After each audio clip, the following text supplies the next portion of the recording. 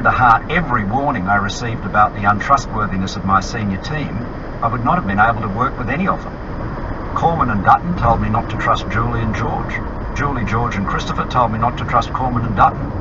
Barnaby told me not to trust any of them, and everybody told me not to trust Morrison.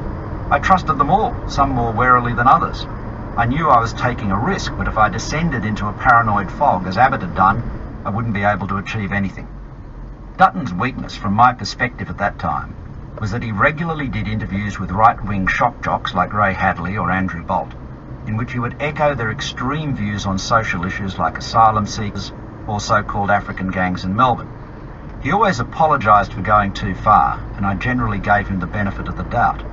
One of the problems I would tell him with appearing with right-wing shock jocks was getting carried away with their right-wing craziness. Abbott used to do this all the time too. If my colleagues were apprehensive about Dutton, the various agencies involved in the restructure were horrified by the thought of working with Michael Pizzullo, the Secretary of the Department of Immigration and Border Protection.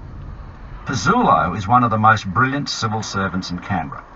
He has a long background working with Labor ministers, including Kim Beazley, and made his name in defence writing the 2009 White Paper. He's a tough-minded intellectual with hardline views on border protection and security issues that could be easily categorised as right-wing. Pizzullo desperately wanted to be Secretary of Defence when Dennis Richardson resigned in April 2017, and he would have been a good choice, except that the uniformed side for Defence were unanimously opposed to him.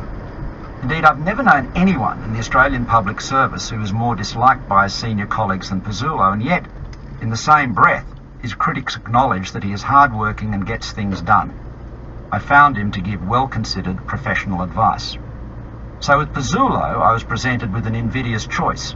He was definitely well-equipped to bring the new super department together, and he believed in the concept. On the other hand, his poor interpersonal skills were a big obstacle to bringing together the agencies, all of which were led by very capable people and moreover had statutory independence. I announced the Home Affairs reform on the 18th of July 2017, shortly after returning from the G20. In doing so, I placed Peter Dutton in a position of enormous responsibility. Views may differ as to whether I overestimated his competence, but certainly I misjudged his character. As to Pizzullo, time will tell. I'd counselled Mike, as have others, about improving his interpersonal skills and treating people with respect. Almost all of the associated with the creation of the new department has been caused by his, and to some extent Dutton's, authoritarian management style. Most of the top talent in the Home Affairs Department and its agencies, as with the Australian Signals Directorate, could take their cyber skills and earn more money elsewhere, and a disrespectful work culture will only encourage more of them to leave. At the same time, I announced the Home Affairs reforms, the biggest reform ever made in the structure of our domestic security arrangements. I also set out comprehensive reforms to the structure of our intelligence services themselves. These were the result of the independent intelligence review I'd established in 2016, which was headed by Michael Lestrange, a former Secretary of DFAT, and Stephen Merchant, a former Director of the ASD, assisted by Sir Ian Lobban, the recently retired head of GCHQ.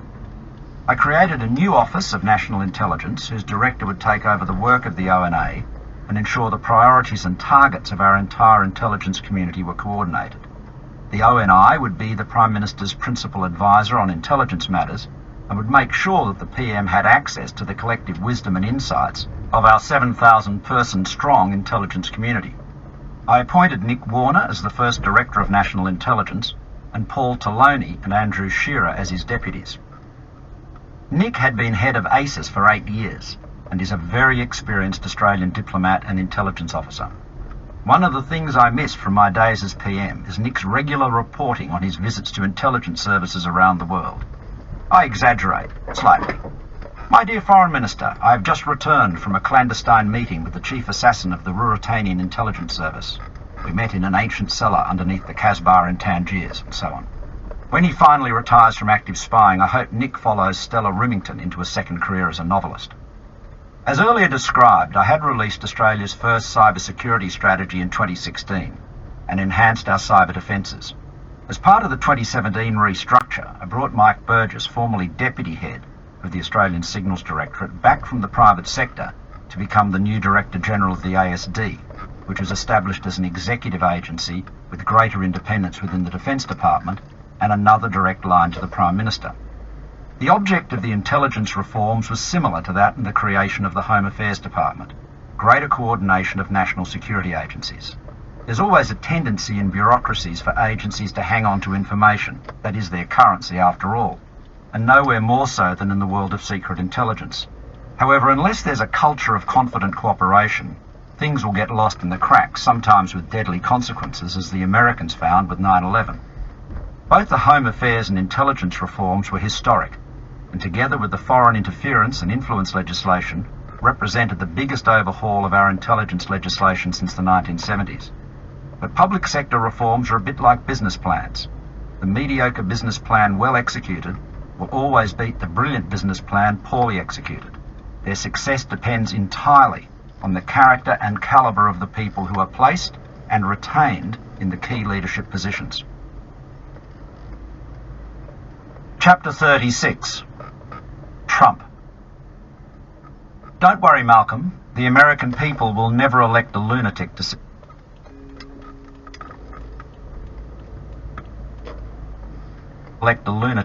in this office. So Barack Obama had enigmatically assured me in the Oval Office in January 2016 when I asked him about the presidential race. Well, it was now November, and the unthinkable had happened, and lunatic or not, Trump had won. It wasn't only Americans who were stunned. Nobody had expected a Trump victory, and truthfully few were prepared for it. He'd run a bombastic campaign, much of which seemed to us to be designed to ensure he wouldn't win. What sort of candidate would refer to his opponent, a distinguished former First Lady and Secretary of State, with a nickname like Crooked Hillary, and beam as his supporters chanted, "Lock her up"? How could you get elected in, by Australian standards, prudish America when you've talked about grabbing women by the pussy? We knew what he'd said in the campaign, but did he mean it? After all, everyone seemed to accept he didn't expect to win. Was the whole campaign just an enormous exercise in self-promotion? Every country and every leader tried to work out how to deal with Trump. Elaborate psychological analyses were written in foreign capitals, including our own. The general conclusion was that Trump was a narcissist who'd respond well to flattery. Lay it on with a trowel was the consensus, echoing former British PM Benjamin Disraeli's advice on how to deal with royalty. I felt this approach was quite mistaken. I'd never met Trump or dealt with him, but knew plenty of people who had.